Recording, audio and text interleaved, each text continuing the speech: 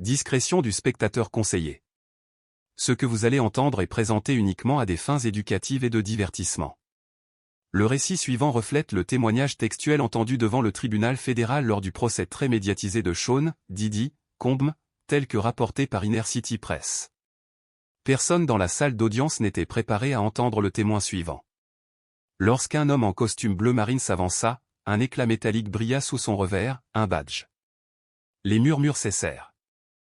Le silence devint étouffant. L'ancien agent du FBI Mark Halperin était venu à la barre. Et ce qu'il allait révéler n'était pas seulement un scandale, c'était un réseau complexe, un système de protection secret si étendu, si enraciné, qu'il aurait atteint le sommet de la puissance américaine. Et puis, le nom est tombé comme une détonation, Barack Obama.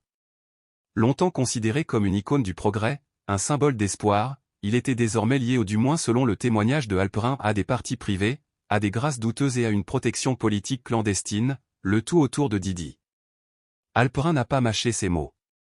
Il a affirmé que le secret de l'immunité juridique de longue date de Diddy n'avait rien à voir avec la compétence de ses avocats, mais tout à voir avec son utilité pour l'élite.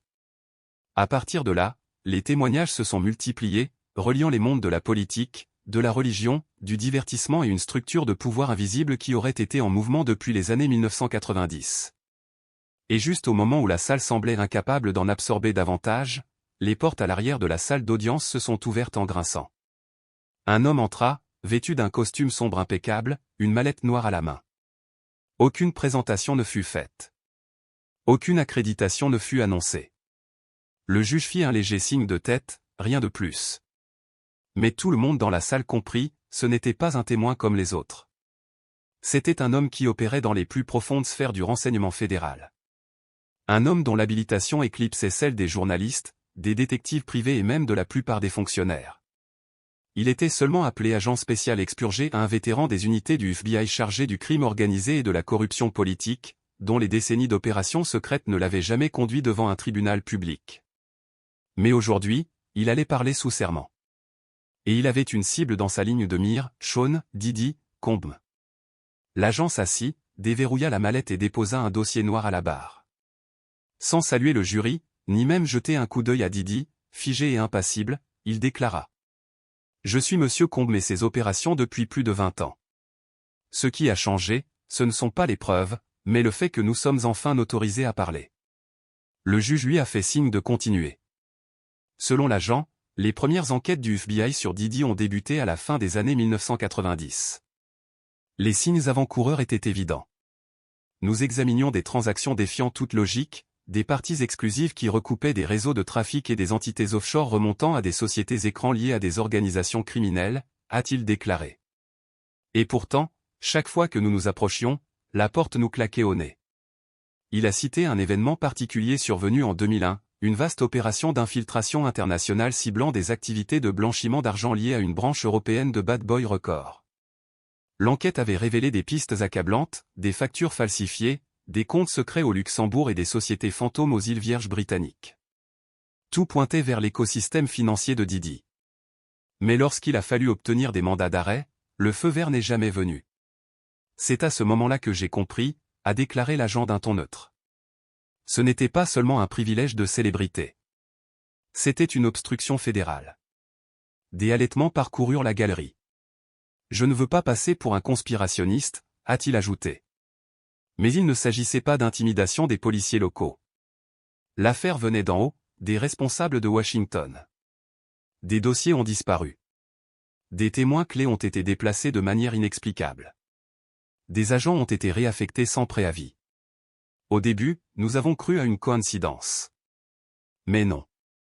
L'accusation a ensuite présenté une chronologie méticuleusement élaborée ou une archive des enquêtes bloquées de 1999 à 2013. Chaque fois que Diddy était sur le point d'être poursuivi, qu'il s'agisse de trafic, d'agression ou de fraude financière, quelque chose a fait dérailler le processus. Des témoins ont disparu. Les preuves ont été retardées. Les demandes fédérales ont été rejetées ou enterrées. Un juré cligna des yeux, incrédule. Une femme dans la galerie se couvrit la bouche, sous le choc. Puis vint la véritable onde de choc. En 2003, a déclaré l'agent, nous avons découvert des informations suggérant que M. Combes opérait peut-être sous la protection d'un informateur non officiel ou une protection classifiée non enregistrée dans aucune base de données publique.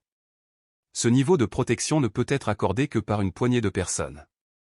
À l'époque, seules 3 personnes au sein du gouvernement américain étaient habilitées à le faire. La salle d'audience est restée complètement silencieuse. Didi ne broncha pas, mais ses jointures blanchirent tandis qu'il serrait les poings. Il savait. L'agent expurgé se pencha vers le micro. Son ton était plus froid, plus précis. C'est là que le récit change. Il ne s'agit plus seulement de savoir quels crimes ont été commis. Il s'agit de savoir qui a permis qu'ils continuent et pourquoi. Et cela a conduit directement au lien controversé entre Sean Diddy Combs et de puissantes personnalités politiques, notamment le président Barack Obama. L'atmosphère devint de plus en plus tendue.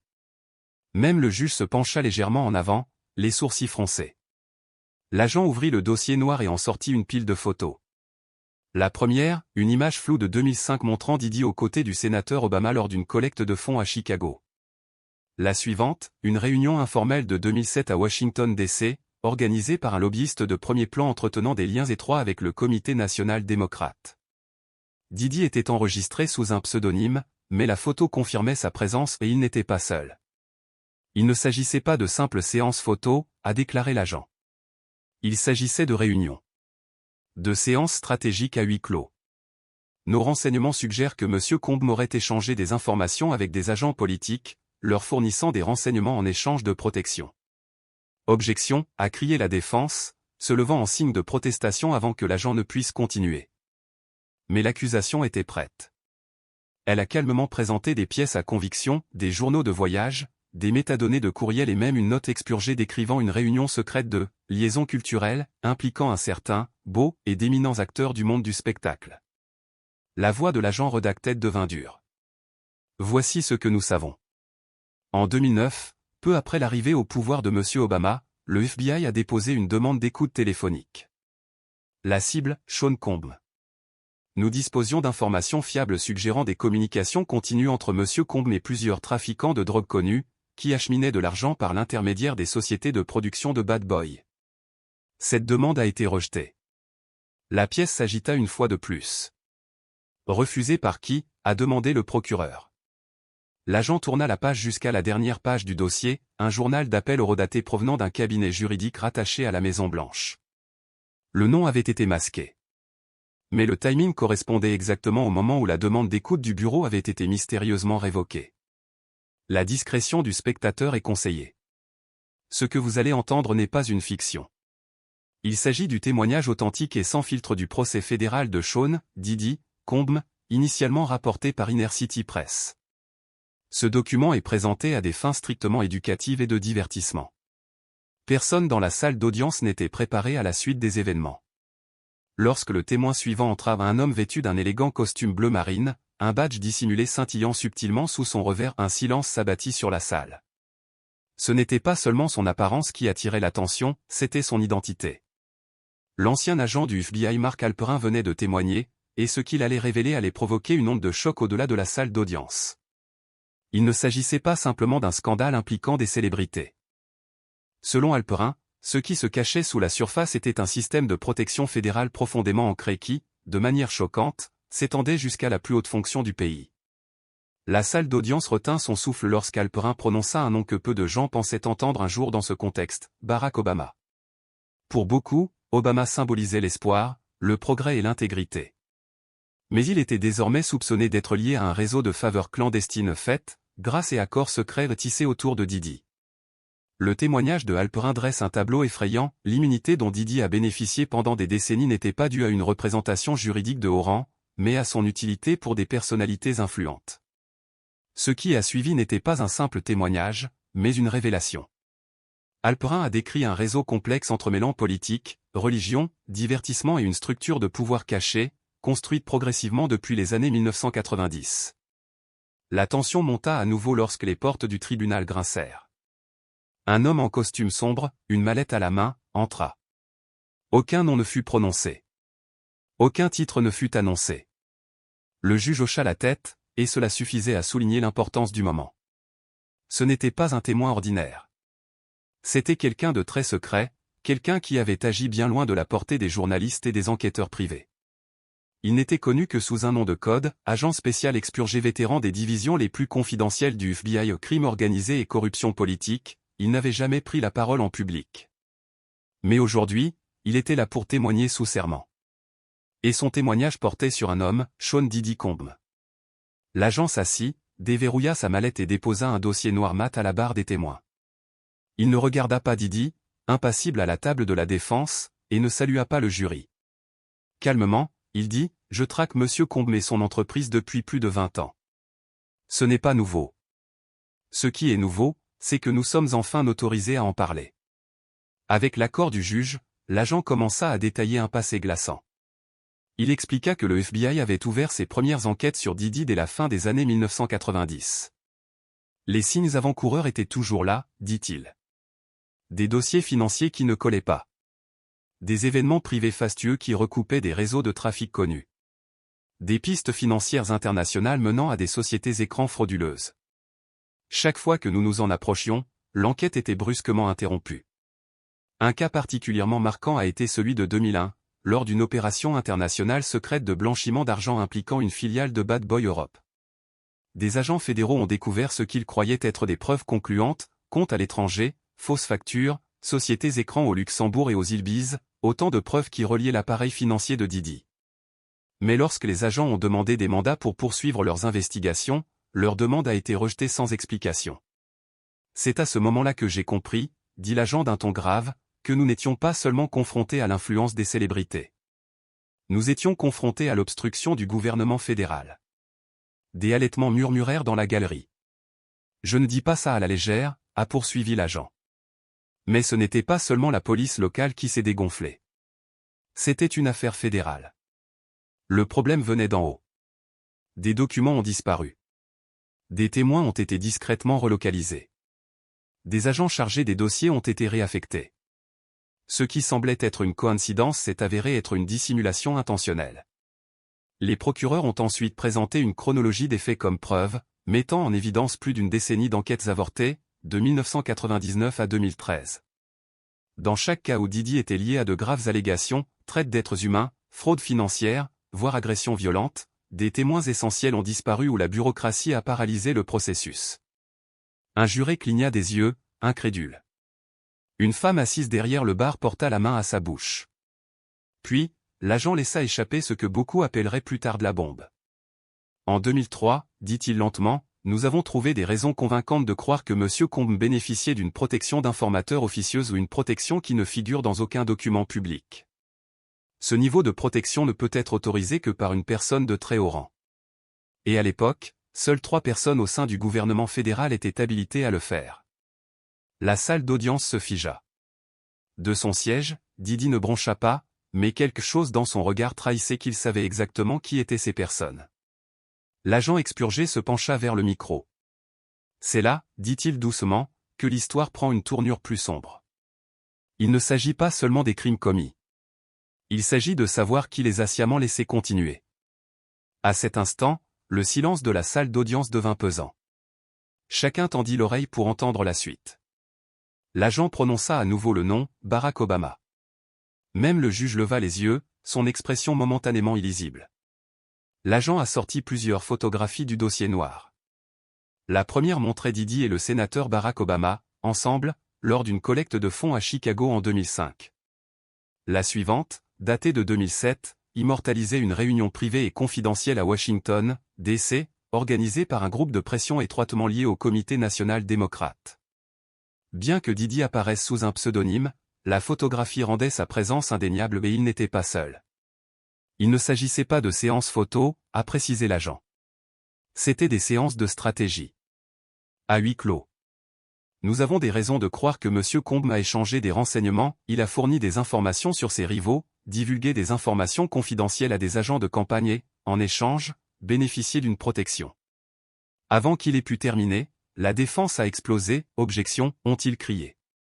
Mais l'accusation présentait déjà des preuves supplémentaires, itinéraires de voyage, métadonnées de courriel et une note interne largement expurgée faisant référence à des « réunions de liaison culturelle » impliquant Beau et certaines personnalités du monde du spectacle. Puis vint l'un des derniers témoignages, est le plus accablant. Début 2009, peu après l'investiture du président Obama, a déclaré l'agent, « Nous avons déposé une demande d'écoute téléphonique pour Sean Combs. Notre objectif était de surveiller ses communications avec des trafiquants de drogue connus qui blanchissaient des fonds via les sociétés écrans de production de Bad Boy. Cette demande, a-t-il dit, a été refusée. Refusée par qui, a demandé le procureur. L'agent ouvrit la dernière page du dossier, un journal d'appel lié à un cabinet juridique lié à la Maison-Blanche. Bien que le nom ait été censuré, l'horodatage correspondait précisément au moment où la demande avait été révoquée. Et sur ce, la salle d'audience resta silencieuse, stupéfaite, tandis qu'un récit de protection, de pouvoir et de répression systémique commençait à prendre pleinement forme aux yeux du jury. Nous avons des raisons de croire, a déclaré l'agent avec fermeté, qu'un des comptes offshore de M. Combs a servi à faciliter l'achat de renseignements classifiés auprès d'un ancien sous-traitant de la NSA. Ce sous-traitant est aujourd'hui décédé. La salle d'audience sombra dans le chaos. Les halètements se transformèrent en murmures, les chaises raclèrent le sol et le marteau du juge résonna contre le bois, mais même ses ordres sévères furent à peine entendus. Aucun membre de l'équipe de défense de Didi ne semblait préparé à ce qui venait d'être révélé. Leurs expressions se figèrent, stupéfaites et incrédules. Lorsque l'agent redactait est revenu à la barre, les premiers mots qu'il a prononcés ont provoqué une nouvelle vague d'émotion dans la galerie. Monsieur Combs avait le numéro privé du président. Une inspiration collective emplit la pièce, suivie d'un silence suffisamment épais pour être ressenti. L'agent a continué. En 2014, au milieu des retombées d'un scandale dans l'industrie musicale impliquant des mineurs et des invités internationaux, des agents fédéraux s'apprêtaient à arrêter Monsieur Combs à son retour aux États-Unis depuis Saint-Barthélemy. Un drapeau rouge a été placé sur son vol d'arrivée et son jet privé devait être fouillé à son atterrissage à Miami. Tenant un dossier officiel, l'agent a montré un document portant l'insigne du département de la sécurité intérieure. Voici, dit-il en pointant du doigt, l'alerte douanière. Elle a été active pendant exactement 37 minutes avant d'être mystérieusement annulée. Pourquoi ? A demandé le procureur. Parce que quelqu'un de l'administration Obama a appelé directement le DHS, a répondu l'agent. L'appel a duré 41 secondes bref, incisif et délibéré. Son origine a ensuite été identifiée comme provenant d'un standard sécurisé du conseiller juridique de la Maison-Blanche. Quelques instants après cet appel, l'alerte a été effacée du système. L'affaire a été discrètement classée. Aucun agent n'a été dépêché. Aucun bagage n'a été vérifié. Monsieur Combs est simplement descendu de l'avion et est monté dans un SUV noir en attente, souriant sur les images de surveillance, comme s'il savait que la tempête était passée avant même qu'elle n'ait commencé. Dans les 48 heures suivant cet appel, Didi a fait un don de $500 000 à un comité d'action politique étroitement lié à la campagne de réélection du président Obama. Le timing, a souligné l'agent, était plus éloquent que n'importe quelle note. La salle d'audience était plongée dans un silence stupéfait et étouffé. Personne ne bougeait. Aucune page ne se tournait. Pas même une toux ne venait percer le silence. Je ne suis pas ici pour accuser l'ancien président, a précisé l'agent. Je suis ici pour démontrer que M. Combs avait accès à des informations privilégiées, protégées et instrumentalisées. Et il a utilisé cet accès non pas pour soutenir les communautés, mais pour se protéger des conséquences, pour effacer ses traces et pour étouffer la voix de ses victimes. Il ne s'agissait plus seulement de Didi. Il s'agissait de pouvoir, de sa portée, de sa protection et de sa capacité à remodeler la justice. La salle d'audience avait été intégrée à quelque chose de bien plus vaste, un réseau d'influence s'étendant jusqu'aux plus hautes sphères de la gouvernance américaine. Une question silencieuse flottait comme de la fumée, qui d'autre le savait ? Au moment où l'agent Redacted a témoigné pour la 7e fois, la presse avait déjà baptisé le procès de la liste noire. Et l'exposition suivante ne fait que justifier le nom. Escorté par la sécurité fédérale, l'agent a présenté au juge une mallette ignifuge. À l'intérieur, un dossier classifié de 94 pages, intitulé Projet Chambre fantôme par le FBI. Ceci, a déclaré l'agent, était la police d'assurance de M. Combs. Chambre fantôme des documents avait été découvert en 2022 lors d'une perquisition dans un entrepôt de stockage à température contrôlée à Newark, dans le New Jersey. Sous une fausse façade commerciale, les enquêteurs ont découvert des dizaines de disques durs cryptés, des centaines de photos polaroïdées, surtout, un dossier marqué « BL Priority Protected Archive ». Dans le dossier, des notes manuscrites, des manifestes de vols internationaux, des photos de surveillance discrète et des transcriptions de conversations capturées par des microphones cachés prétendument placés dans des boîtes de nuit fréquentées par M. Combes entre 2004 et 2019. Les noms mentionnés dans les documents comprenaient des dirigeants de haut niveau d'Interscope, Roc Nation et Live Nation, ainsi que 2 anciens assistants de la Maison Blanche d'Obama. Mais les preuves les plus accablantes se présentaient sous la forme de photographies monochromes, des instantanés granuleux et horodatés montrant des personnages reconnaissables dans des situations compromettantes.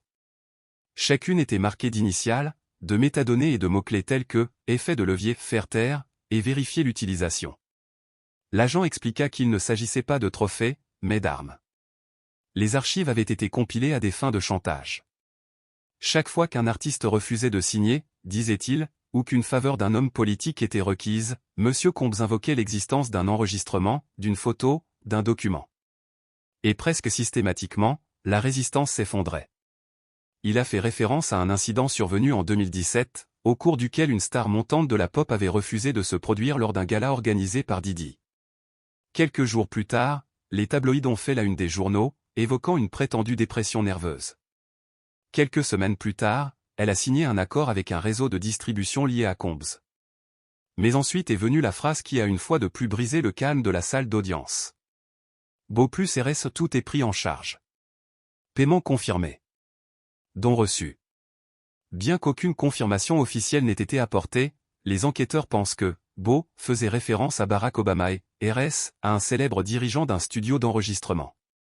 Bien qu'aucun enregistrement direct du président n'ait été retrouvé, il semblerait que faveur politique, dons et trafic d'influence aient été ancrés dans un système d'échange calculé. Ce ne sont pas des accusations farfelues, a déclaré l'agent expurgé. Ce sont des schémas récurrents, des tactiques bien rodées. Il ne s'agissait pas seulement de musique. Il s'agissait de construire un empire de l'ombre, brique par brique, affaire par affaire, secret par secret. Alors que le procès entrait dans son 8e jour, la salle d'audience ne ressemblait plus à un lieu de justice, mais au point zéro d'une mythologie nationale en ruine. Ce matin-là, l'agent est revenu avec un dossier en papier craft étiqueté « Dossier confidentiel des témoins », refusé. Il s'agit des déclarations de 26 personnes qui s'étaient manifestées mais avaient refusé de témoigner devant un tribunal public, invoquant la peur, des accords de non-divulgation ou des menaces contre leur famille. Il a lu des extraits à haute voix. L'un d'eux provenait d'une ancienne chorégraphe, membre du cercle intime de Combes de 2005 à 2012. Elle racontait s'être réveillée après une after-party, désorientée et couverte de bleu, sans aucun souvenir de ce qui s'était passé. Lorsqu'elle a tenté de signaler l'incident, son agence a coupé les ponts quelques jours plus tard. Un autre témoignage est venu d'un mannequin de 19 ans seulement, attiré à Miami par la promesse d'une séance photo de mode. Ce qu'il a vu, a-t-il dit, ressemblait davantage à une scène sortie tout droit d'un film. Les yeux grands fermés, la sécurité à chaque porte, des caméras cachées dans les coins et un agent qui lui disait de ne parler que lorsqu'on lui parlait. Mais le plus effrayant est venu du témoin CW11. Âgé de 17 ans lorsqu'il a été présenté à Combes par un mentor de confiance, sa déclaration disait « Je pensais qu'il allait m'aider. Je pensais que c'était un mentorat. Ce n'était pas le cas. Il a dit que si je partais ou que j'en parlais à qui que ce soit, ma famille le regretterait. » L'agent a fermé le dossier et a regardé le juge. Ce ne sont pas des influenceurs. Ce ne sont pas des stars. Ce sont des gens. Et leur peur a permis à cette situation de perdurer bien trop longtemps. Il brandit ensuite une autre feuille. Les noms avaient été censurés, mais les dates et les lieux correspondaient à des événements connus de Didi. Qu'est-ce que c'est, a demandé le juge. Des victimes avérées, a-t-il répondu. Des individus dont les témoignages concordent avec nos données vérifiées. Les larmes montèrent aux yeux des jurés. Personne dans la galerie ne resta insensible. Le dernier jour des témoignages, la sécurité du tribunal a été renforcée. Non pas à cause des menaces, mais par anticipation. Nous avons gardé le dernier élément pour aujourd'hui, a déclaré l'agent en présentant une transcription scellée. Il s'agit du texte vérifié d'un appel téléphonique de 2015 intercepté entre M. Combes et un haut responsable d'un cabinet de lobbying de Washington. L'appel a été authentifié par plusieurs analystes et spécialistes de la reconnaissance vocale. Il a commencé à lire. « Tu as dit de ne pas faire parler de ça, » dit la voix de Didi. « Mais j'ai fait ma part. J'ai apporté l'argent. J'ai fait venir les artistes. On a viré 5 circonscriptions au bleu lors du dernier cycle. Si je tombe, certains d'entre vous m'accompagneront. La salle d'audience s'est effondrée. Ce à quoi Didi faisait référence n'était pas seulement un empire musical. Il faisait allusion aux dons de campagne, à la manipulation des électeurs et à l'utilisation de l'influence des célébrités pour influencer les élections, impliquant non seulement lui-même, mais aussi toute une infrastructure politique. Un juré a murmuré, à peine plus aucun murmure, Jésus-Christ. L'agent a fermé le dossier. Monsieur Combes n'achetait pas seulement le silence, a-t-il déclaré. Il achetait de la pertinence. Et la monnaie d'échange, c'était votre vote. Il a démissionné. Le juge a suspendu l'audience. Et avec cela, un procès qui avait commencé comme un autre scandale dans le cycle des tabloïds de célébrités est devenu un exposé obsédant, un chapitre sombre et en train de se défaire de l'âme politique de l'Amérique.